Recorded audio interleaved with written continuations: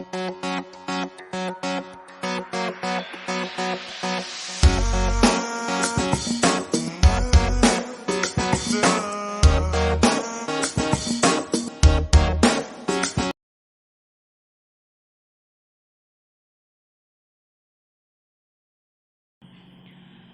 संस्कृताय मित्रों, आपका मेरे चैनल इटर्नल एडुसेंस क्लासेस पर स्वागत है। मैं डॉक्टर तन्वी सिंह आज आप सभी के लिए लेकर आई हूँ उत्तर रामचरितम का 1999 से लेकर अब तक का सारा प्रश्न, वो भी उसकी व्याख्या मैं आपको बताऊंगी। तो चलिए आज ज़्यादा समय न व्यर्थ करते हुए हम आज का वीडियो स्टार्ट करते हैं। तो सबसे पहले हम उत्तर रामचरितम का पहला प्रश्न देखते हैं। उत्तर रामचरितम के मंगलाचरण में किसकी वंदना की गई है? इसका उत्तर है कवि तथा वाणी। चलिए इसकी व्याख्या हम देख लेते हैं। महाकवि भवभूति ने उत्तर रामचरितम नाटक के मंगलाचरण में नमस्कारात्मक कवि और वाणी की वंदना की है। उत्तर रामचरितम नाटक के मंगलाचरण का प्रथम श्लोक है इदं कविभ्यः पूर्वेभ्यो नमो वाकं प्रशास्महे विंदेम देवतां वाचमृतात्मानः कलाम। अर्थात हम अपने पूर्ववर्ती कवियों वाल्मीकि आदि को नमस्कार करके परमात्मा के कला स्वरूप अमरवाणी देवता वाग देवता को प्राप्त करें, यह प्रार्थना करते हैं। अब अन्य महत्वपूर्ण तथ्य हम यहीं पर देख लेते हैं। उत्तर रामचरितम में 12 पदों वाली नांदी मानी गई है। भवभूति ने मालती माधव के मंगलाचरण में 4 श्लोक दिए हैं, जिनमें 3 शिव स्तुति के हैं और 1 गणेश स्तुति का। सूत्रधार ने सूर्य स्तुति भी की है। महावीर चरितम में ब्रह्मा स्तुति है, चैतन्य ज्योतिषे नमः, और उत्तरम चरितम भी ब्रह्मा वाग ब्रह्मा शब्द ब्रह्मा की स्तुति है। वंदे ही च ताम वाणीम शब्द ब्रह्म विदः। इससे स्पष्ट है कि वे पहले शिव भक्त थे, साथ ही गणेश सूर्य आदि के भी भक्त थे। अगला प्रश्न है उत्तर रामचरितम नाटक का मंगलाचरण किस छंद में है? तो उत्तर रामचरितम नाटक का मंगलाचरण अनुष्टुप छंद में है। अब इसको हम देख लेते हैं, इसकी व्याख्या। उत्तर रामचरितम नाटक का मंगलाचरण अनुष्टुप छंद, जिसमें 32 अक्षर होते हैं, में है, जिसका लक्षण है श्लोके षष्ठम गुरु ज्ञेयम सर्वत्र लघु पंचमम द्विचतुः पादयोर हरस्वम सप्तम दीर्घमन्ययोः। अर्थात अनुष्टुप श्लोक छंद के प्रत्येक पाद में 8 अक्षर होते हैं। इनमें षष्ठ अक्षर गुरु होता है और पंचम अक्षर सदा लघु होता है। द्वितीय और चतुर्थ चरण में सप्तम अक्षर लघु होता है और प्रथम तथा तृतीय में गुरु होता है। अन्य अक्षर लघु और गुरु हो सकते हैं। उत्तर रामचरितम में 256 श्लोक है, जिनमें 84 अनुष्टुप छंद है, अर्थात 1/3 अनुष्टुप छंद है। अनुष्टुप के बाद भवभूति का प्रिय छंद शिखरणी है। उनके शिखरणी छंद की क्षेमेंद्र ने सुवृत तिलक में बहुत प्रशंसा की है। भवभूते शिखरणी निर्गलित तरंगिरी, भवभूते शिखरणी निर्गलत तरंगिरी रुचिरा धन संदर्भे या मयूरिव नृत्यति। इस श्लोक में शिखरणी, तरंगिणी और घन संदर्भे पदों में श्लेष है। भवभूति शिखरणी छंद के अत्यंत सिद्धहस्त कवि हैं। अब चलिए हम अगला प्रश्न देखते हैं। अगला प्रश्न है भवभूतिर्विशिष्यते, यह उक्ति किस नाटक के बारे में है? तो यह उक्ति उत्तर रामचरितम के बारे में है। ठीक है, चलिए इसकी व्याख्या हम देख लेते हैं। भवभूतिर्विशिष्यते, यह उक्ति उत्तर रामचरितम नाटक के बारे में है। संस्कृत साहित्य में कालिदास के समान ही गौरवास्पद एवं सफल नाटककार होने का श्रेय भवभूति को ही प्राप्त है। संस्कृत आलोचकों में यह एक विवादास्पद विषय रहा है कि दोनों महाकवियों में कौन श्रेष्ठ है। कालिदास के समर्थक कालिदास को श्रेष्ठ मानते हैं और भवभूति के समर्थक भवभूति को। यदि विचार पूर्वक देखा जाए तो निसंकोच कहा जा सकता है कि जहाँ तक सुकुमार भाव युक्त कवित्व और काव्य का संबंध है वहाँ तक कालिदास सर्वोपरि हैं, किंतु नाटककार के रूप में और ओज गुण युक्त एवं करुण रस प्रधान कवि के रूप में भवभूति कालिदास से बढ़कर हैं। उत्तर रामचरितम में उनकी नाट्य कला और उनके कवित्व का पूर्ण परिपाक है। अतः कहा गया है कि उत्तर रामचरितम में भवभूति कालिदास से बढ़कर हैं। उत्तरे रामचरिते भवभूतिर्विशिष्यते। चलिए अगला प्रश्न है, उत्तर रामचरितम नाटक के तृतीय अंक में प्रधान रस है। इसका उत्तर है करुण रस जो है वो प्रधान है। ठीक है, इसकी व्याख्या देख लेते हैं। महाकवि भवभूति प्रणीत उत्तर रामचरितम नाटक के तृतीय अंक में प्रधान करुण रस है। भवभूति ने उत्तर रामचरितम में करुण रस ही माना है। तृतीय अंक का प्रारंभ पुट्टपाक प्रतिकासो रामस्य करुणो रसः से होता है और इसकी समाप्ति एको रसः करुण एवं निमित्त भेदात से होती है। इससे स्पष्ट है कि कवि ने स्वयं इसमें करुण रस स्वीकार किया है। भवभूति रससिद्ध कवि हैं, उनका विभिन्न रसों पर समान अधिकार है। उन्होंने श्रृंगार, वीर और करुण इन तीन रसों को लेकर अपने 3 नाटक लिखे हैं। वे करुण रस के निर्विवाद सर्वश्रेष्ठ कवि हैं। उन्होंने रौद्र, भयानक, विभत्स और अद्भुत रसों का भी सफलता के साथ वर्णन किया है। देखिए फिर से वही प्रश्न पूछा है कि उत्तर रामचरितम के तृतीय अंक का मुख्य रस है। इसका उत्तर भी करुण है। अब हम बढ़ते हैं अगले प्रश्न की तरफ। अगला प्रश्न है, उत्तर रामचरितम नाटक का मुख्य रस है करुण। फिर है, किस नाटक का अंगी रस करुण रस है? तो इसका उत्तर होगा उत्तर रामचरितम का अंगी रस करुण है। अब देखिए, करुणो अंगी रसो अस्ति किसका है? उत्तर रामचरितम। किसका है? उत्तर रामचरितम।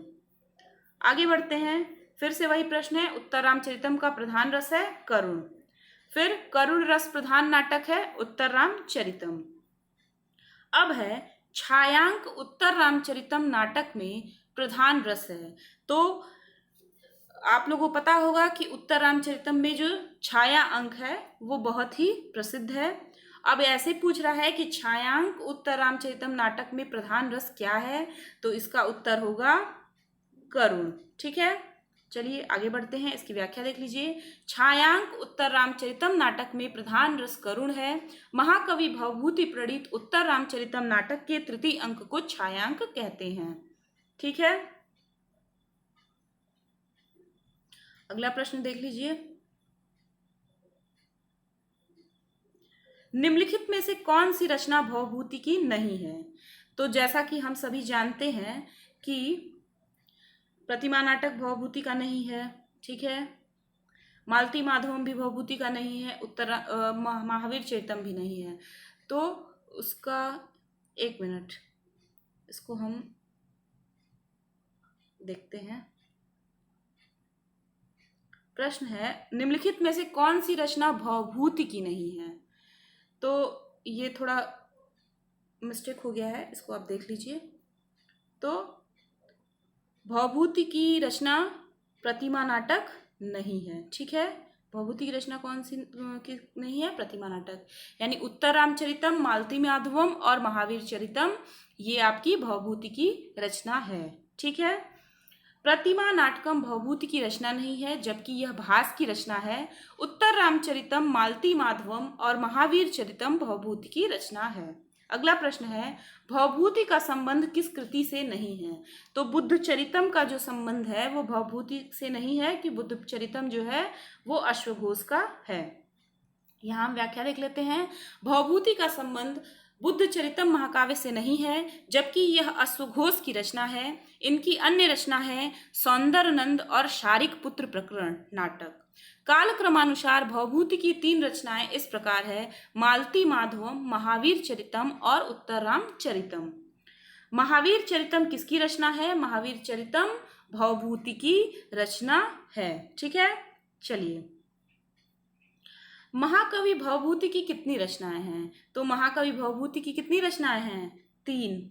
अभी हम देख चुके हैं इसको। आगे चलिए, उत्तर रामचरितम के रचयिता कौन है? भवभूति। फिर वही प्रश्न, उत्तर रामचरितम के रचयिता कौन है? भवभूति। अगला प्रश्न है, उत्तर रामचरितम के तृतीय अंक में कवि की मौलिक कल्पना है। इसका उत्तर है छाया सीता व राम का दंडकारण्य में पुनरागमन। छाया सीता व राम का दंडकारण्य में पुनरागमन। इसकी व्याख्या देख लेते हैं। उत्तर रामचरितम के तृतीय अंक में कवि की मौलिक कल्पना छाया सीता व राम का दंडकारण्य में पुनरागमन है। इस अंक में छाया दृश्य भवभूति की मौलिक कल्पना है। इस दृश्य के द्वारा भवभूति ने नाटक में छाया नृत्य के तुल्य छाया दृश्य उपस्थित करने की नवीन योजना रखी है। तृतीय अंक इस नाटक का सबसे महत्वपूर्ण अंक है। यह सप्तम अंक में होने वाले राम और सीता के मिलन के लिए मार्ग प्रशस्त करता है। अगला प्रश्न है, उत्तर रामचरितम की कथा वस्तु प्रारंभ होती है। कहाँ से प्रारंभ होती है? राम द्वारा सीता के निर्वासन से। ठीक है, उत्तर रामचरितम की कथा वस्तु प्रारंभ होती है राम द्वारा सीता के निर्वासन से। इसकी व्याख्या देख लीजिए। उत्तर रामचरितम की कथा वस्तु राम द्वारा सीता के निर्वासन से प्रारंभ होती है। इसमें 7 अंकों में रामायण के उत्तरकांड की कथा वर्णित है। इसमें सीता परित्याग, राम विलाप, लव कुश प्राप्ति और राम के द्वारा निर्दोष सीता के स्वीकार किए जाने का वर्णन है।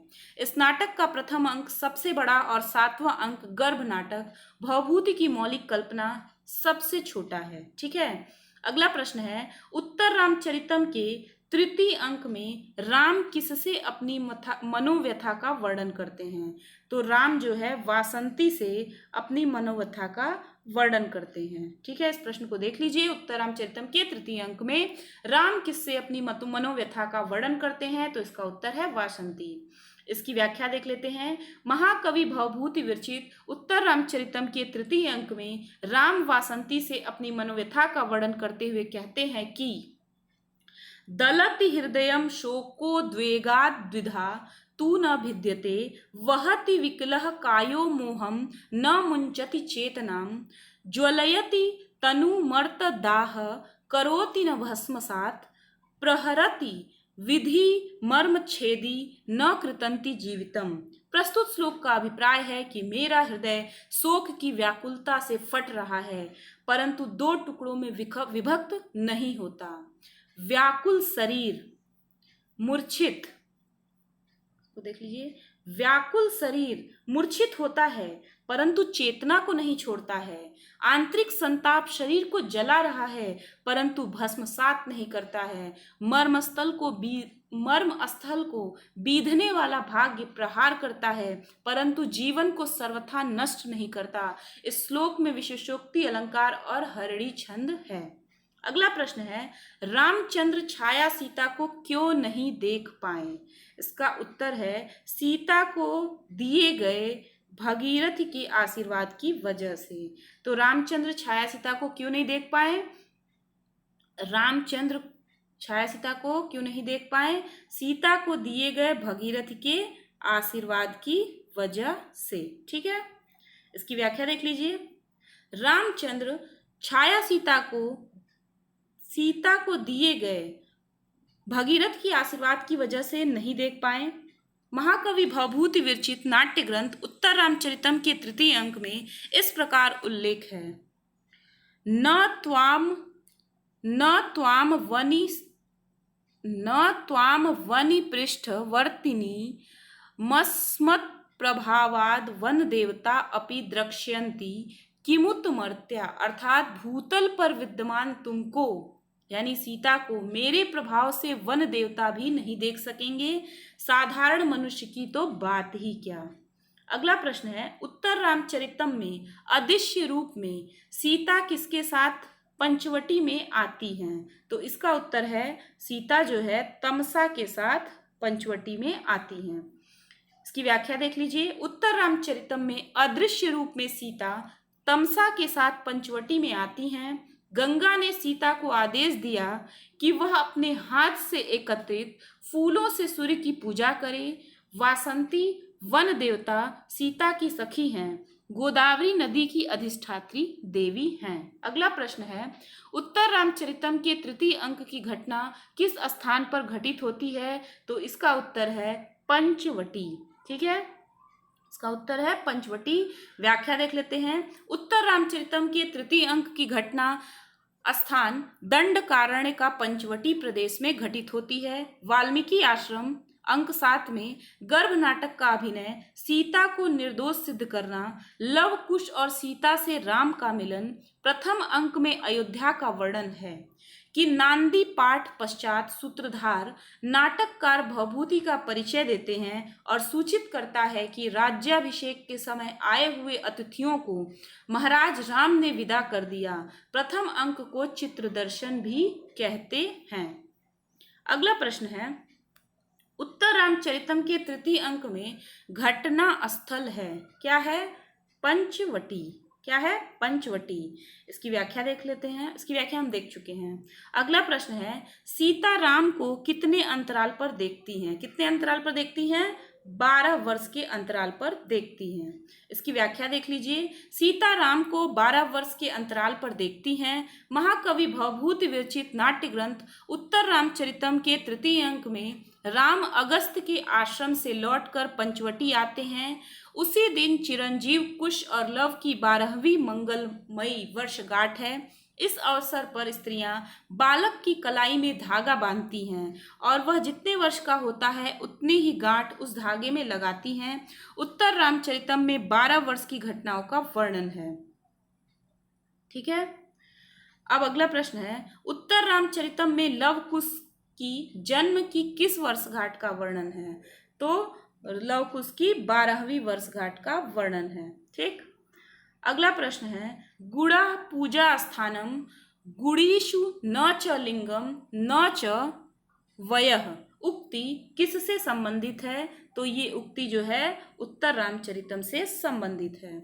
इसकी व्याख्या देख लीजिए। गुड़ा पूजा स्थानम गुड़ीसु न च लिंगम न च वयः प्रस्तुत सूक्ति श्रीकंठ की उपाधि से अलंकृत भवभूति विरचित नाट्य ग्रंथ उत्तर रामचरितम के चतुर्थ अंक के 11वें श्लोक से संबंधित है। इस उक्ति का अभिप्राय है कि गुणवानों में गुण ही पूजा के स्थान होते हैं, न कोई चिन्ह विशेष और न आयु यौवन वृद्धावस्था आदि। इस सूक्ति का कथन अरुंधति का है। अर्थांतर न्यास अलंकार और शिखरड़ी छंद है। अगला है, गुड़ा पूजा स्थानम गुड़ीषु न च लिंगम न च वयः सूक्ति किस ग्रंथ से संबंधित है? तो इसको हम देख लिए हैं, उत्तर रामचरितम से संबंधित है। अब अगला प्रश्न हम देख लेते हैं। अगला प्रश्न है, सताम सदभि संगम कथमपि ही पुण्येन भवति यह सूक्ति किस नाट्य ग्रंथ से संबद्ध है? तो ये बहुत ही इंपॉर्टेंट सूक्ति है, पूछता है एग्जाम में। सताम सदभि संगम कथमपि ही पुण्येन भवति यह सूक्ति उत्तर रामचरितम से संबंधित है। ठीक है, इसकी व्याख्या देख लेते हैं। सताम सदभि संगम कथमपि ही पुण्येन भवति यह सूक्ति श्रीकंठ की उपाधि से विभूषित भवभूति विरचित नाट्य ग्रंथ उत्तर रामचरितम के द्वितीय अंक के प्रथम श्लोक से संबद्ध है। प्रस्तुत सूक्ति का अभिप्राय है कि सज्जनों का सज्जनों से मिलन बड़े पुण्य से होता है।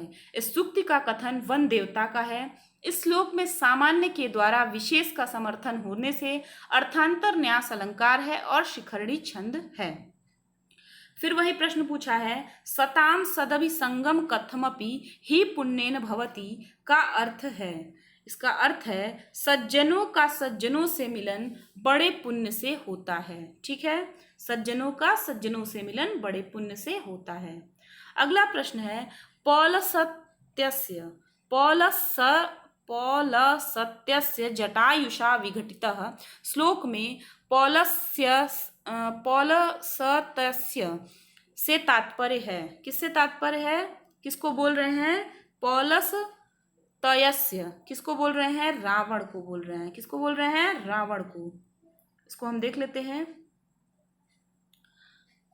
इसकी व्याख्या है, पौलस तयस्य जटायुषा विघटित श्लोकांश में पौलस तयस्य से तात्पर्य रावण है। रावण पुलस्त्य का पौत्र था। पुलस्त्य सप्तर्षियों में से एक थे और ब्रह्मा के पुत्र थे। पुलस्त्य का पुत्र विश्वेश्रवा था और विश्वश्रवस के पुत्र रावण, कुंभकर्ण और विभीषण थे। उपर्युक्त श्लोक करुण रस के आचार्य भवभूति विरचित नाटक उत्तर रामचरितम के तृतीय अंक के 43वें श्लोक से संबंधित है। इस श्लोक का कथन वासंती का है। अगला प्रश्न है, अनिर्भिन्नो गंभीरत्वाद दंत गूढ़ धन व्यथ, यह किस कवि ने और किस संदर्भ में कहा है? ये जो है भवभूति ने राम के करुण रस के वर्णन करने में कहा है। देखिए, ये मुरला का कथन है। ये भी पूछता है कि किसका कथन है? अनिर्भिन्नो गंभीरत्वाद दंत गूढ़ धन व्यथः पुटपाक प्रतिकाशो रामस्य करुण रसः। ये हमेशा पूछता है एग्जाम में, इसको आप देख लीजिएगा। पुटपाक प्रतिकाशो रामस्य करुण रसः, यह बहुत ही महत्वपूर्ण है। ये मुरला का कथन है।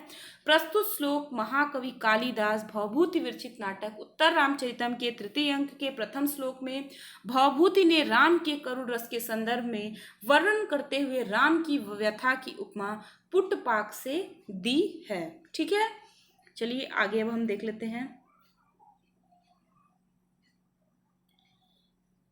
रामस्य करुणो रसः इति कथनम अस्ति। ये किसका था? ये कथन था किसका? मुरला का। इसको हम देख चुके हैं। ये कथन मुरला का था, इसकी व्याख्या भी हम देख चुके हैं। पुटपाक प्रतिकाशो रामस्य करुणो रसः इति उक्ति केन कविना सम्बद्धा अस्ति। कौन है इसके कवि? इसका उत्तर है भवभूति नाम। ठीक है, पुटपाक का अभिप्राय क्या है? पुटपाक का अभिप्राय है औषधि पकाने का एक विशिष्ट ढंग। पुटपाक का अभिप्राय क्या है? औषधि पकाने का एक विशिष्ट ढंग। इसको देख लीजिए। पुटपाक का अभिप्राय औषधि पकाने का एक विशिष्ट ढंग है। पुटपाक यह आयुर्वेद का पारिभाषिक शब्द है। रसायनों और भस्मों के निर्माण में इस विधि का उपयोग किया जाता है। इसकी दो विधि है। मिट्टी के सकोरों के बीच में धातु को रखकर दोनों सकोरों को एक दूसरे के ऊपर रखकर कपड़े और मिट्टी से मजबूती से बांध दिया जाता है और उसको उपलों की आग से पकाया जाता है। अंदर ही अंदर वह धातु जलकर भस्म या रसायन के रूप में अत्यंत गुणकारी हो जाती है। इस विधि को पुटपाक कहते हैं। अगला प्रश्न है, किसलयमिव मुग्धम बंधनात् विप्रलूनम हृदय कमल शोषी दारुणो दीर्घ शोकः। प्रस्तुत श्लोक किस पुस्तक से उद्गृत है? तो प्रस्तुत श्लोक जो है उत्तर रामचरितम से उद्गृत है। इसकी व्याख्या देख लीजिए। किसलयमिव मुग्धम बंधनात् विप्रलूनम हृदय कमल शोषी दारुणो दीर्घ शोकः। प्रस्तुत श्लोक महाकवि भवभूति विरचित उत्तर रामचरितम के तृतीय अंक के 5वें श्लोक से उद्गृत है। इस श्लोक का कथन मुरला का है। इसमें किसलयमिव और सरदिज इव धर्मः में उपमा अलंकार, हृदय कमल शोषी में रूपक अलंकार और मालिनी छंद है। अगला प्रश्न है, प्रसवः खलु प्रकर्ष पर्यंतः स्नेहस्य। यहाँ प्रसवः शब्द का क्या अर्थ है? यहाँ प्रसवः शब्द का अर्थ है संतान। क्या है? संतान। चलिए इसकी व्याख्या देख लेते हैं। प्रसवः खलु प्रकर्ष पर्यंत स्नेहस्य, यहाँ प्रसवः शब्द का अर्थ संतान है। इस उक्ति का तात्पर्य है संतान वस्तुतः प्रेम की चरम सीमा होती है। यह उक्ति तमसा का है। उपर्युक्त सूक्ति भवभूति प्रणीत उत्तर रामचरितम के तृतीय अंक में है। अगला प्रश्न है, प्रसवः खलु प्रकर्ष पर्यंतः स्नेहस्य इति कथनम अस्ति। ये कथन किसका है? ये कथन तमसा का है। किसका है यह कथन?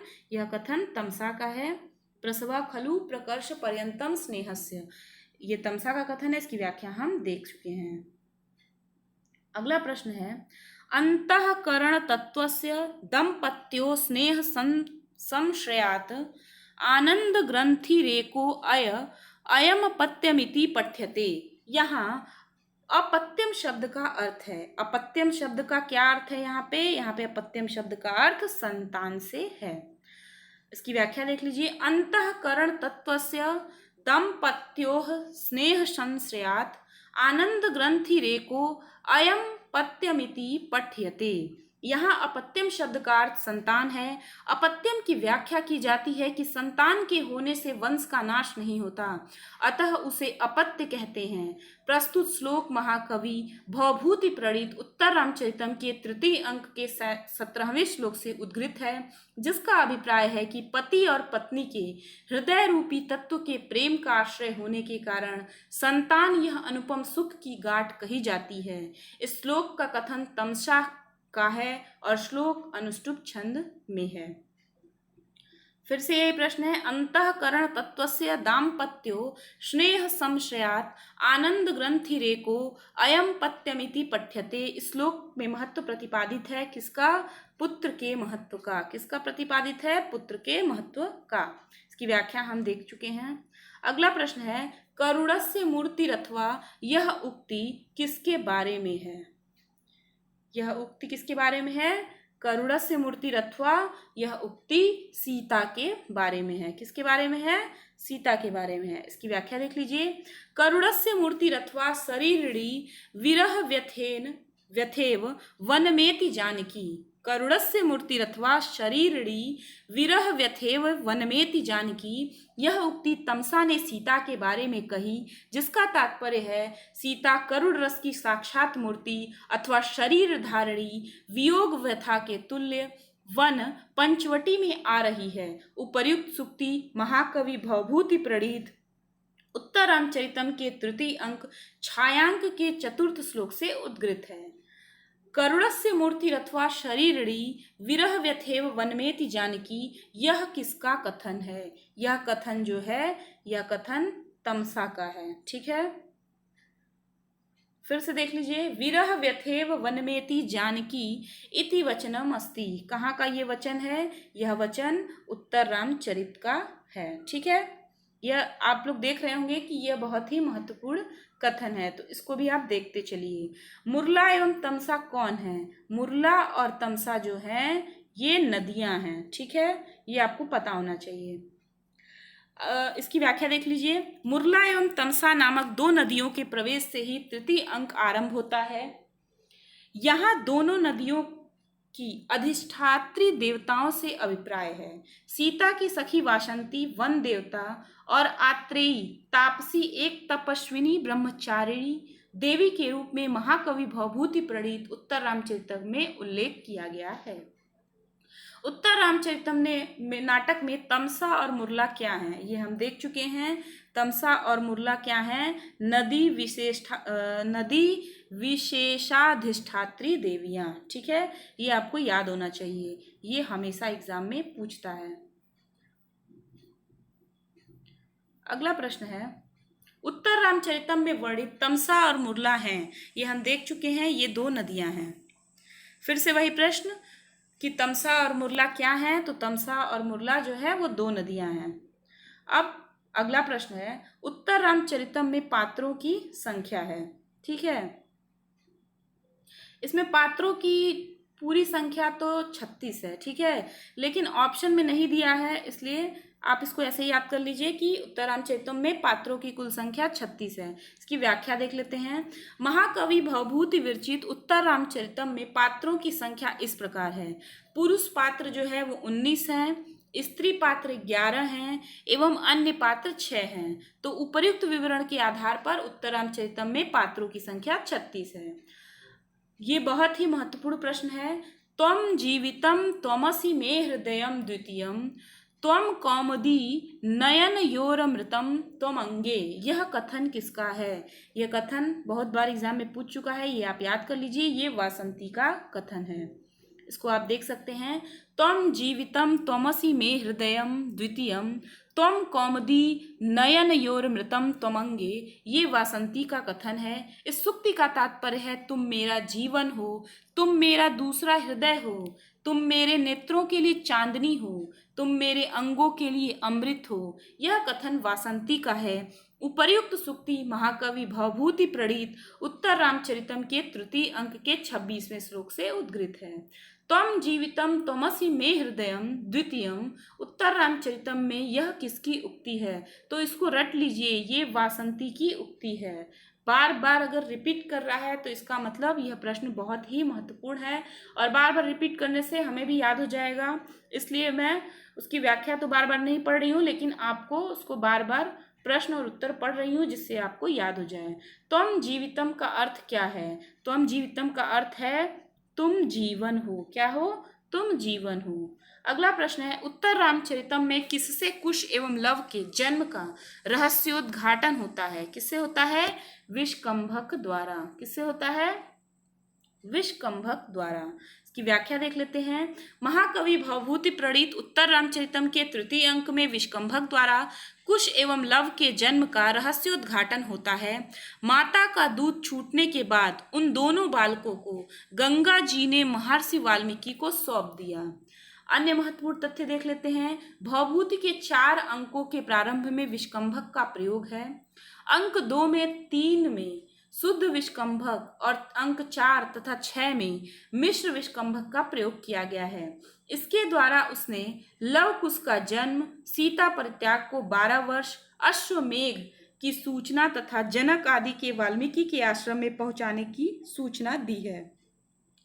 विष्कंभ या विष्कंभक भूत और भावी घटनाओं की सूचना के लिए होता है। इसका प्रयोग नाटक में संक्षेप के उद्देश्य से किया जाता है। यह अंक के आदि में रखा जाता है। जहां पर विष्कंभक में 1 या 2 मध्यम कोटि के पात्र आते हैं उसे शुद्ध विष्कंभक कहते हैं। यदि इसमें नीच और मध्यम दोनों कोटि के पात्र हैं तो उसे मिश्र विष्कंभक कहते हैं। अगला प्रश्न है, उत्तर रामचरितम के तृतीयांक में किस नदी का उल्लेख मिलता है? तो गोदावरी नदी का उल्लेख मिलता है तृतीय अंक के अंत में। उत्तर रामचरितम के तृतीय अंक में गोदावरी नदी का उल्लेख है। छायांक का संबंध किस नाटक के से है? तो इसको हम लोग शुरू में भी देख चुके हैं। तो छायांक का संबंध उत्तर रामचरितम से है। इसकी व्याख्या देख लीजिए। छायांक का संबंध महाकवि भवभूति प्रणीत उत्तर रामचरितम के तृतीय अंक से है। इस अंक में छाया दृश्य भवभूति की मौलिक कल्पना है। इस दृश्य के द्वारा भवभूति ने नाटक में छाया नृत्य के तुल्य ही छाया दृश्य उपस्थित करने की नवीन योजना रखी है। नाटकीय पात्रों के अतिरिक्त सीता और तमसा अदृश्य रहते हुए राम और वासंती की वार्तालाप सुनती हैं और पर्दे पर छाया के समान दिखाई जाती हैं। तृतीय अंक वस्तुतः उत्तर रामचरितम का प्राण स्वरूप है। ठीक है, अगला प्रश्न देखते हैं हम। अगला प्रश्न है, निम्नलिखित में से किसका संबंध उत्तर रामचरितम से नहीं है? तो अष्टपदानंदी का संबंध उत्तर रामचरितम से नहीं है। तो विदूषक का अभाव उत्तर रामचरितम में, करुण रस की प्रधानता भी उत्तर रामचरितम में है और गर्भांक की योजना भी उत्तर रामचरितम में है। तो महाकवि भवभूति प्रणीत उत्तर रामचरितम नाटक में विदूषक का अभाव, तृतीय अंक में करुण रस की प्रधानता और सप्तम अंक में गर्भांक योजना का संबंध उत्तर रामचरितम से संबंधित है। जबकि अष्टपदानंदी महाकवि कालिदास प्रणीत अभिज्ञान शाकुंतलम से संबंधित है। भवभूति के तीनों नाटक श्रृंगार रस प्रधान, मालती माधव वीर रस प्रधान, महावीर चरितम, देखिए इसको फिर से देख लीजिए। भवभूति के तीनों नाटकों में मालती माधव जो है वो श्रृंगार रस प्रधान है, महावीर चरितम वीर रस प्रधान है और उत्तर रामचरितम जो है करुण रस प्रधान है। इन तीनों नाटकों में विदूषक का सर्वथा अभाव है। अगला प्रश्न है, अयि कठोर यशः किल ते प्रियम कथन किसका है? यह कथन जो है वासंती का है। ठीक है, क्या है कथन? अयि कठोर यशः किल ते प्रियम, यह कथन वासंती का है। अयि कठोर यशः किल ते प्रियम, हे निष्ठुर तुम्हें निश्चय ही यश प्यारा है, यह कथन वासंती का है। उपयुक्त सूक्ति महाकवि भवभूति प्रणीत उत्तर रामचरितम के तृतीय अंक के 27वें श्लोक से उद्धृत है। इसमें द्रुत विलंबित वृत्त है। एको रस करुण एव, यह उक्ति उत्तर रामचरितम के किस अंक से संबंधित है? तो यह उत्तर रामचरितम के तृतीय अंक से संबंधित है। इसकी व्याख्या देख लीजिए। एको रस करुण एव निमित्त भेदात यह उक्ति तमसा द्वारा महाकवि भवभूति विरचित उत्तर रामचरितम के तृतीय अंक के 47वें श्लोक से संबंधित है। इसमें वसंत तिल का छंद है। अगला प्रश्न है, एको रसः करुण एव निमित्त भेदाद भिन्नः इत्युक्तिरस्ति। यह उक्ति किसकी है? यह उक्ति तमसा की है। किसकी है? तमसा की है। एको रसः करुण एव निमित्त भेदा इति सुक्ति केन नाटकेन संबद्धा, तो ये उत्तर रामचरितम से संबंधित है। इसकी व्याख्या भी हम देख चुके हैं। यह प्रश्न फिर से पूछ रहा है कि एको रसः करुण एव निमित्त भेदाम, ये उत्तर रामचरितम। फिर वही प्रश्न है। अब हम अगला प्रश्न देखते हैं, रामचंद्र जी दोबारा दंडकारण्य किस लिए गए थे? इसका उत्तर है तपस्या करते हुए शंभुक को दंड देने के लिए। तो प्रश्न है, रामचंद्र जी दोबारा दंडकारण्य किस लिए गए थे? तपस्या करते हुए शंभुक को दंड देने के लिए। इसकी व्याख्या देख लीजिए। रामचंद्र जी दोबारा दंडकारण्य तपस्या करते हुए शंभुक नाम का शूद्र को दंड देने के लिए गए थे। महाकवि भवभूति प्रणीत उत्तर रामचरितम के द्वितीय अंक के 8वें श्लोक में उल्लेख है, शंभुको नाम वृषलः पृथिव्या तप्यते तपः शीर्षच्छेद्यम स ते राम तम हत्वा जीव यद्विजम। आकाशवाणी। शंभुक नाम का एक शूद्र पृथ्वी पर तप कर रहा है। हे राम, तुम उसका सिर काट डालो और उसे मारकर ब्राह्मण बालक को जीवित करो। तो ये जो है आकाशवाणी थी। अगला प्रश्न है, स्नपयति हृदय शेषम स्नह निस्यंदिनी ते धवल मधुर मुग्धा दुग्ध कुल्लेव दृष्टि। यह पद्यांश किस ग्रंथ से संबंधित है? तो यह पद्यांश उत्तर रामचरितम से संबंधित है। इसकी व्याख्या देख लीजिए। स्नपयति हृदय शेषम स्नेह निस्यंदिनी ते धवल मधुर मुग्धा दुग्ध कुल्लेव सृष्टिम। यह तमसा का कथन है। यह पद्यांश उत्तर रामचरितम के तृतीय अंक से 23वां श्लोक है। प्रस्तुत पद्यांश का कथन तमसा का है। उपर्युक्त पद्यांश में हृदयेशम का अर्थ राम से, ते का सीता से, दुग्ध कुल्लेव का अर्थ दूध की नहर की तरह इस श्लोक में मालिनी छंद है। अगला प्रश्न देखते हैं हम। अगला प्रश्न है, उत्तर रामचरितम में सीता की सखी है। तो उत्तर रामचरितम में सीता की सखी कौन है? वासंती है। ठीक है, इसको आप देख लीजिए। वासंती दंडकारण्य की वन देवता है और सीता तथा राम की पुरानी सखी हैं। तमसा एक नदी है, उसकी अधिष्ठात्री देवी के रूप में वह रंगमंच पर आती है। अदृश्य सीता के साथ वह प्रारंभ से अंत तक रहती है। तमसा ही मूर्छित सीता को होश में लाती है। लोपामुद्रा अगस्त की धर्म पत्नी है। मुरला एक नदी की अधिष्ठात्री देवी हैं। तो ये बहुत पूछता है कि लोपामुद्रा किसकी पत्नी है? तो अगस्त ऋषि की पत्नी है। अगला प्रश्न है, उत्तर रामचरितम नाटक में वर्णित वासंती है। कौन है वासंती? ये सीता की सखी हैं। फिर उत्तर रामचरितम के तृतीय अंक का प्रारंभ किससे होता है? तो उत्तर रामचरितम के तृतीय अंक का प्रारंभ विष्कंभक से होता है। महाकवि भवभूति प्रणीत उत्तर रामचरितम के तृतीय अंक का प्रारंभ विष्कंभक से होता है। विष्कंभक में शरीरधारी तमसा और मुरला नामक दो नदी देवताओं के प्रवेश से होता है। अगला प्रश्न है, अपि ग्रावारोदित्यापि दलति वज्रस्य हृदयम्। अपि ग्रावारोदित्यपि दलति वज्रस्य हृदयम्। इसका संबंध है, किससे संबंध है इसका? उत्तर रामचरितम से। इसका व्याख्या देख लीजिए। अपि ग्रावारोदित्यापि दलति वज्रस्य हृदयम्। इसका संबंध भवभूति विरचित उत्तर रामचरितम के प्रथम अंक के 28वें श्लोक से संबंध है, जिसका अभिप्राय है कि खिन्न चित्त आपके यानी लक्ष्मण चरितों से पत्थर भी रो पड़ा था और वज्र का भी हृदय फट गया था। इसमें अतिशयोक्ति अलंकार और शिखरणी वृत्त है।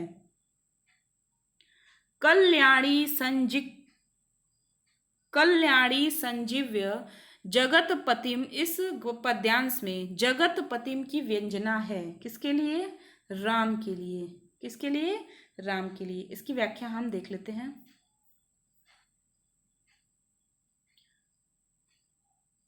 कल्याणी संजीवय जगतपतिम। इस पद्यांश में जगतपतिम की व्यंजना राम के लिए है।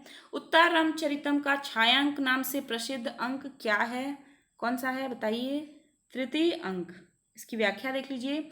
महाकवि भवभूति प्रणीत उत्तर रामचरितम नाटक के छायांक नाम से प्रसिद्ध तृतीय अंक है। तृतीय अंक में कवि ने अपनी अद्भुत कल्पना के द्वारा सीता को छाया के रूप में प्रस्तुत किया है। यहाँ तमसा सीता के साथ, सीता राम के साथ और राम वासंती के साथ छाया की तरह दिखाई पड़ते हैं। ये लोग छाया की तरह अनुकरण कर रहे हैं, इसलिए तृतीय अंक को छायांक के नाम से जाना जाता है।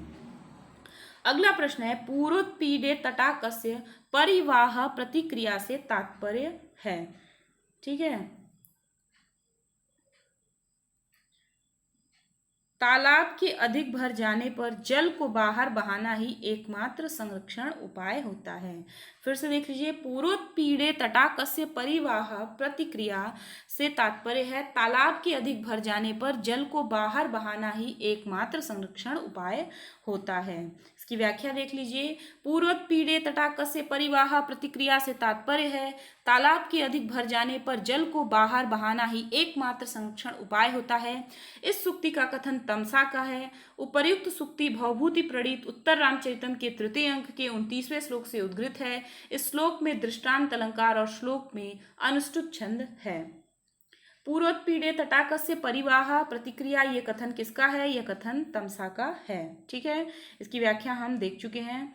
पूर्वोत्पीड़े तटाकस्य परिवाह प्रतिक्रिया में पूरा शब्द का क्या अर्थ है? पूरा शब्द का अर्थ है जल वृद्धि। ठीक है, चलिए अब आगे हम देखते हैं। इसमें दिया है पूर्वोत्पीड़े तटाकस्य परिवाह प्रतिक्रिया में पूरा शब्द का अर्थ जल प्रवाह है। परिवाह, जल को बाहर निकालना या बहा देना। परिधन, वह धन घई, घई होने से उपसर्गस्य घई से परि के ई को विकल्प से दीर्घ हो गया।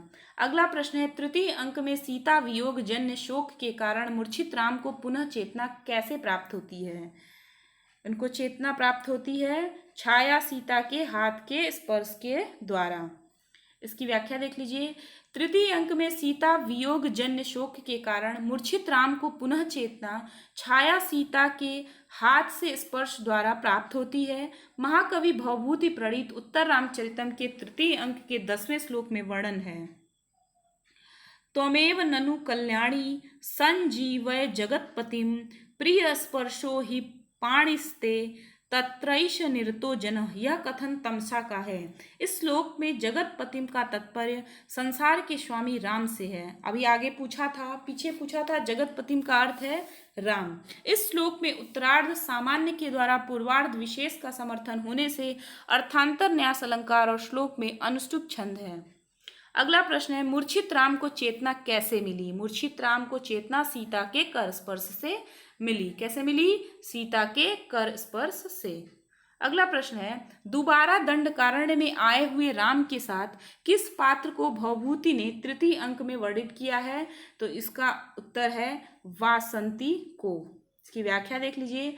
दोबारा दंडकारण्य में आए हुए राम के साथ वासंती को भवभूति ने तृतीय अंक में वर्णित किया है। तमसा और मुरला एक नदी की अधिष्ठात्री देवी भगीरथी गंगा की अधिष्ठात्री देवी हैं। अगला प्रश्न है, दंडकारण्य में राम कितने वर्ष बाद दोबारा आए थे? इसका उत्तर है 10 वर्ष बाद। दंडकारण्य में राम 12 वर्ष बाद दोबारा आए थे। इसका उत्तर होगा 12 वर्ष बाद। ठीक है, तो इसको आप सुधार लीजिए। दंडकारण्य में राम कितने वर्ष बाद दोबारा आए थे? 12 वर्ष बाद। अगला प्रश्न है, छाया सीता के साथ दंडकारण्य में आए राम का दर्शन करने वाला दूसरा पात्र कौन है? उनका दूसरा पात्र है तमसा। ठीक है, छाया सीता के दंडकारण्य में आए राम का दर्शन करने वाला दूसरा पात्र तमसा है। किस नाट्य कृति में गर्भांक मिलता है? उत्तर रामचरितम में। ठीक है, इसको हम देख लेते हैं। इसकी व्याख्या, महाकवि भवभूति प्रणीत उत्तर रामचरितम नाटक के 7वें अंक में गर्भांक मिलता है। इस अंक में गर्भ नाटक का दृश्य भवभूति की मौलिक कल्पना है। इसके द्वारा भवभूति ने सभी पात्रों एवं समस्त चराचर जगत को वाल्मीकि के आश्रम में एकत्र किया। अगला प्रश्न है, उत्तर रामचरितम नाटक रामायण की किस पर आधारित है? उत्तरार्ध पर आधारित है, ठीक है, इसीलिए इसका नाम उत्तर रामचरितम है।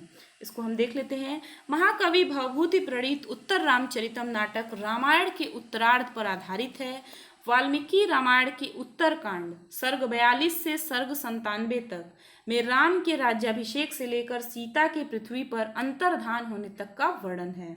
अगला प्रश्न है, लौकिका नाम ही साधु नामर्थम वागनुवर्तते ऋषिणाम पुनराद्यानाम वाशमर्थो अनुधावती। यह उपर्युक्त श्लोक किस ग्रंथ से है? यह श्लोक जो है बहुत ही महत्वपूर्ण श्लोक है, ये उत्तर रामचरितम से है। ये श्लोक आप लोग देख लीजिएगा, ये एग्जाम की दृष्टि से बहुत ही महत्वपूर्ण है। ऋषिणाम पुनराद्याम वाचमर्थ अनुधावती, यह वाक्यांश कहाँ से उद्गृत है? उत्तर रामचरितम से। अगला प्रश्न है, उत्तर रामचरितम में कितने अंक हैं? उत्तर रामचरितम में 7 अंक हैं। कितने अंक हैं? 7 अंक हैं। इसकी व्याख्या देख सकते हैं हम। महाकवि भवभूति विरचित उत्तर रामचरितम में 7 अंक हैं। इन 7 अंकों में रामायण के उत्तरकांड की कथा का उल्लेख है।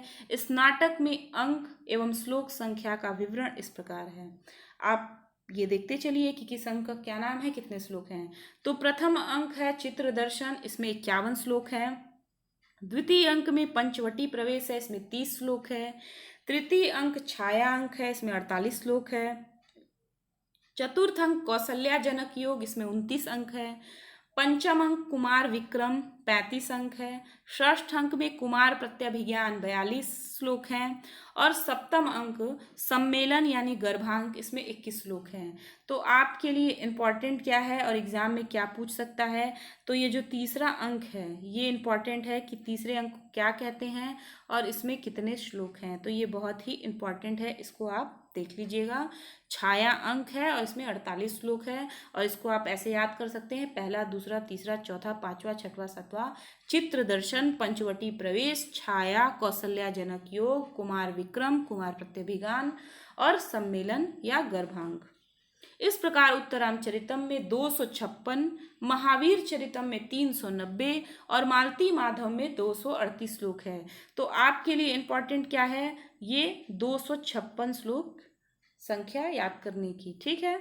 भवभूते उत्तर रामचरिते किम नाम प्रथमो अंक, तो आपको सारे अंक का नाम याद होना चाहिए, तो इससे भी प्रश्न बनता है। तो चित्र दर्शन जो है पहले अंक का नाम है, तो 7 अंक का नाम आपको याद होना चाहिए। चाहे उत्तर रामचरितम हो, चाहे अभिज्ञान शाकुंतलम हो, चाहे मृच्छकटिकम हो, आपको सारे अंकों का नाम याद होना चाहिए, क्योंकि एक प्रश्न वहां से भी बन जाता है। उत्तर रामचरितम के तृतीय अंक का क्या नाम है? तो तृतीय अंक का नाम क्या है? छाया। इसको हम देख चुके हैं।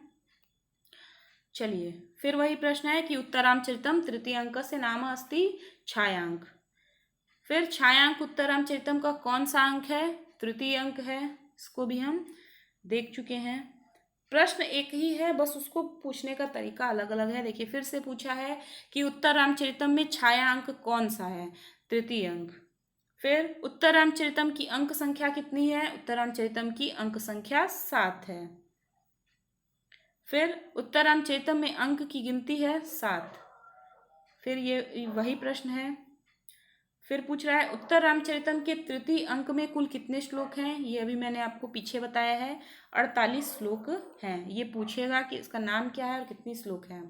भागीरथी उत्तर रामचरितम में किसकी पूजा करने के बहाने सीता को लाती हैं? तो इसका उत्तर है सूर्य की, ठीक है। इसकी व्याख्या देख लेते हैं। भागीरथी उत्तर रामचरितम में सूर्य की पूजा करने के बहाने सीता को लाती हैं।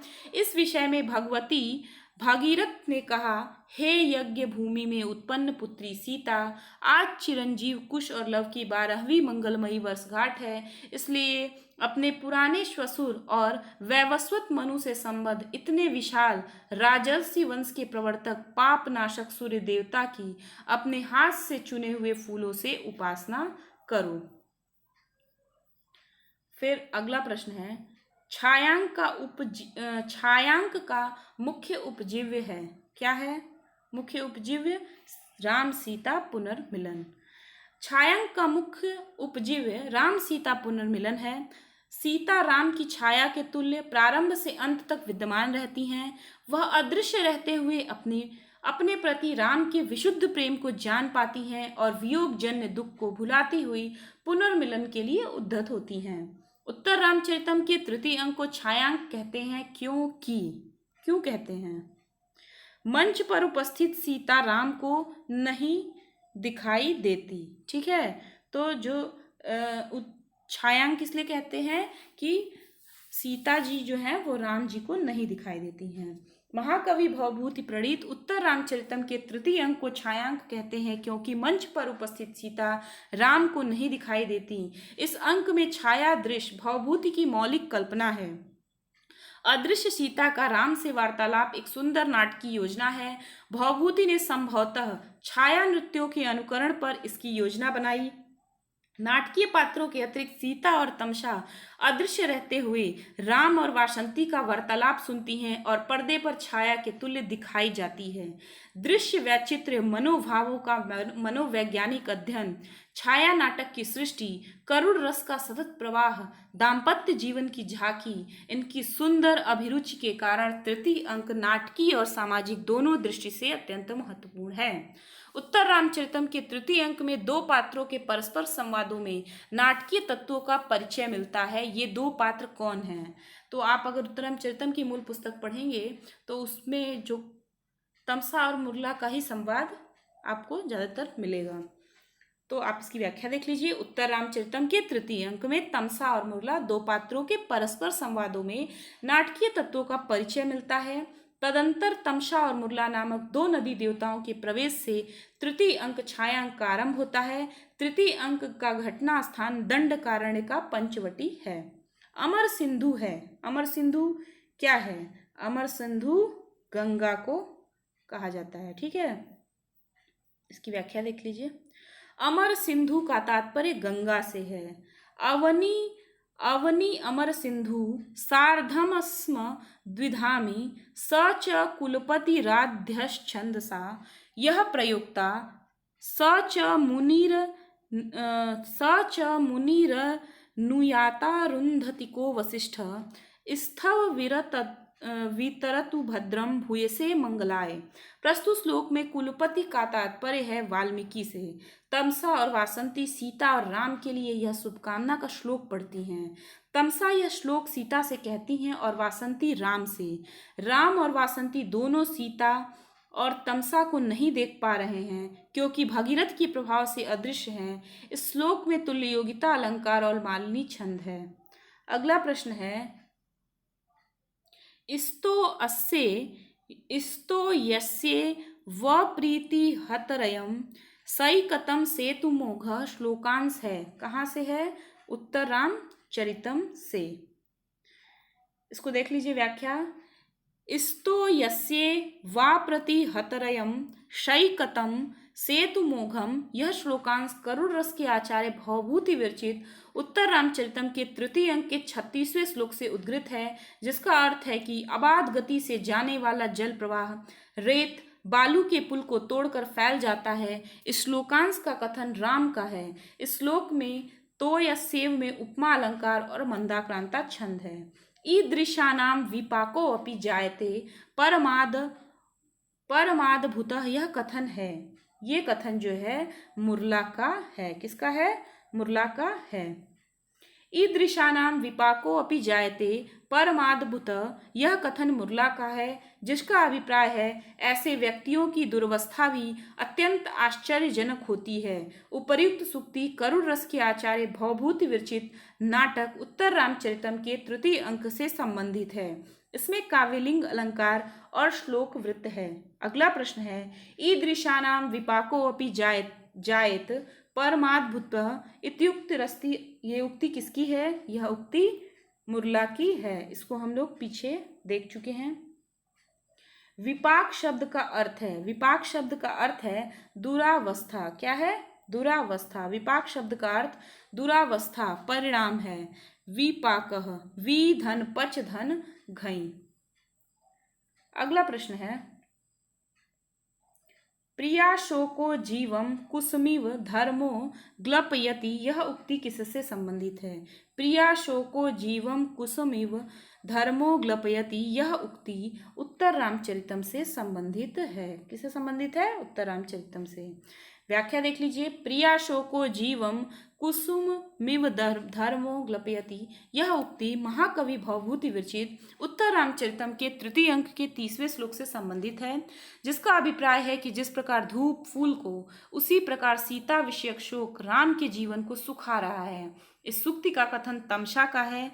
इस सूक्ति में कुसुमिव में इव से उपमा अलंकार है और शिखरणी छंद है। अगला प्रश्न है, अचिदित गत यामा रात्रिरेव व्यमरंसीत, उत्तरामचरितम में किसकी उक्ति है? ये उक्ति जो है राम की है। इसकी व्याख्या देख लीजिए। अचिदित गत यमा रात्रिरेव व्यमरंसीत, उत्तरामचरितम में यह उक्ति राम की है। उत्तरामचरितम में किस पात्र की भूमिका नगण्य है? तो उत्तरामचरितम में विदूषक का अभाव है। उत्तर रामचरितम में निम्नलिखित में से कौन सा पात्र नहीं है? तो ये हम देख चुके हैं। कौन सा पात्र नहीं है? विदूषक नहीं है। उत्तर रामचरितम में विदूषक पात्र नहीं है क्योंकि विदूषक का अभाव भवभूति के तीनों नाटकों मालती माधव, महावीर चरितम और उत्तर रामचरितम में विदूषक का अभाव है। उत्तर रामचरितम के नायक राम और नायिका सीता हैं। सीता के पिता का वास्तविक नाम शीरध्वज है। जनक यह उनका वंश है। अन्य महत्वपूर्ण तथ्य देख लेते हैं। सीता और उर्मिला ये दोनों जनक शीरध्वज की और मांडवी तथा श्रुतकीर्ति जनक के छोटे भाई कुशध्वज की पुत्रियां थीं। उर्मिला लक्ष्मण की पत्नी, मांडवी भरत की और श्रुतकीर्ति शत्रुघ्न की पत्नी हैं। जनक कुल के पुरोहित गौतम और अहल्या पुत्र शतानंद तथा रघुकुल के पुरोहित वशिष्ठ हैं। अगला प्रश्न है, विदूषक रहित रचना है, ये हम लोग डिस्कस कर चुके हैं, उत्तरामचरितम। फिर महाकवि भवभूति के राम किस प्रकृति के नायक हैं? तो जो राम हैं वो धीरोदात्त हैं। क्या है? धीरोदात्त। इसको देख लीजिए। महाकवि भवभूति प्रणीत करुण रस प्रधान नाटक उत्तर रामचरितम के नायक धीरोदात्त प्रकृति के नायक हैं। उनको मुख्यतः राम या रामभद्र नाम से संबोधित किया गया है। इस नाटक में राम को लोकप्रिय राजा के रूप में चित्रित किया गया है। उनको कहीं भी भगवान नहीं कहा गया है। वे एक मर्यादा पुरुषोत्तम हैं। वे आदर्श राजा, आदर्श पति, आदर्श भाई हैं। धीरोदात्त नायक के संदर्भ में दश रूपकार आचार्य धनंजय विष्णु के पुत्र और मालवा के परमार वंश के राजा मुंज वाक्यपति द्वितीय के राजकवि ने इस प्रकार दिया है। महासत्तो अति गंभीर क्षमावान विकथन स्थिरो निगूढ़ अहंकारो धीरोदात्तो दृढ़व्रतः। महाबली, अति गंभीर, क्षमाशील, स्वयं स्वप्रशंसा न करने वाला, स्थिर प्रकृति, अहंकार विहीन और दृढ़ निश्चय करने वाले व्यक्ति को धीरोदात्त नायक कहते हैं। उत्तर रामचरितम में राम किस कोटि के नायक हैं? तो ये हम लोग देख चुके हैं। राम जो है वो धीरोदात्त कोटि के नायक हैं। भवभूति का मूल नाम क्या था? ये बहुत ही इंपॉर्टेंट है। भवभूति का मूल नाम जो था वो श्रीकंठ था। ठीक है, अब हम इसको देख लेते हैं। महाकवि भवभूति ने अपने तीनों नाटकों की प्रस्तावना में अपना वंश परिचय और जीवन वृत्त आदि दिया है। ये दक्षिण भारत के पदमपुर के निवासी थे। ये कृष्ण यजुर्वेद की तैत्रीय शाखा पाठी ब्राह्मण थे। इनका गोत्र काश्यप था। इनके पितामह का नाम भट्टगोपाल, पिता का नाम नीलकंठ और माता का नाम जतुकर्णी या जातकर्णी था। इनका मूल नाम श्रीकंठ या भट्टकंठ था। ये कवि के रूप में भवभूति के नाम से विख्यात हुए। श्रीकंठ पदलांचन भवभूतिर्नाम उत्तर रामचरितम। ये विविध शास्त्रों के विशेषज्ञ थे, अतः पद वाक्य प्रमाणज्ञ कहे जाते थे। पद व्याकरण, वाक्य न्याय और प्रमाण मीमांसा है। भवभूति का स्थिति काल है 8वीं शताब्दी ईस्वी। ठीक है, भवभूति का स्थिति काल अष्टम शताब्दी ईस्वी है। भवभूति का समय लगभग 680 ईस्वी से 750 ईस्वी तक मानना उचित है। भगवान अगस्त की पत्नी का नाम मैंने पीछे आपको बताया है कि भगवान अगस्त की पत्नी का नाम लोपामुद्रा था। ये बहुत बार एग्जाम में पूछता है। भगवान अगस्त की पत्नी का नाम लोपामुद्रा था। इसका उल्लेख तृतीय अंक के प्रारंभ में किया है। सौधातिक वाल्मीकि के शिष्य और सुधाता का पुत्र है। इसका उल्लेख चतुर्थ अंक के प्रारंभ में किया गया है। मुरला और तमसा गोदावरी नदी की अधिष्ठात्री देवियां हैं। मुनि अगस्त की पत्नी का नाम बता दिया है मैंने, लोपामुद्रा। ऋषि वशिष्ठ की पत्नी अरुंधति, ठीक है।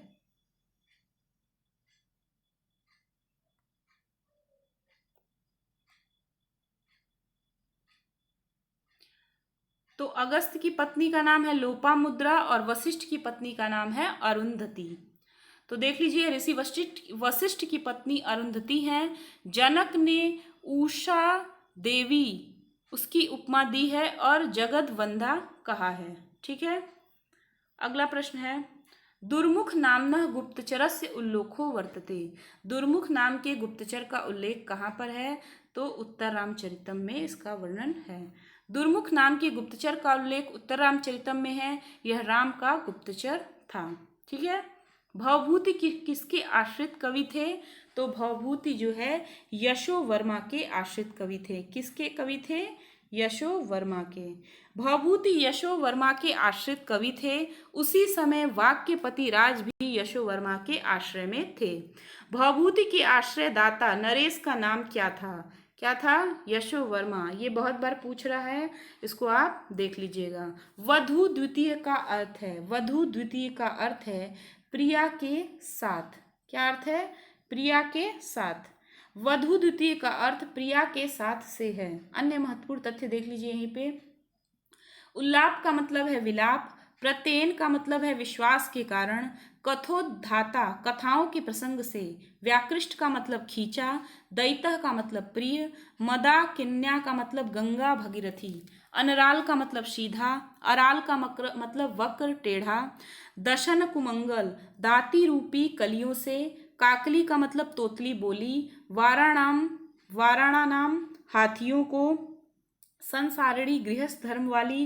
प्रसवह का मतलब संतान। अवर्ध्यत मतलब बढ़ाया।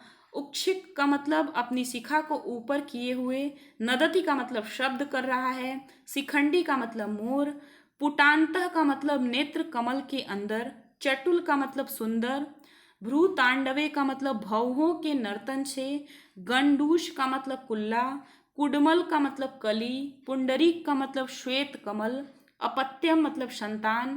प्रलेपई का मतलब लेप के द्रव्यों से। प्रलेप का अर्थ है उबटन या लेप करने की वस्तुएं। अब आगे हम देखते हैं सुधा सुते। सुधा सुते का मतलब है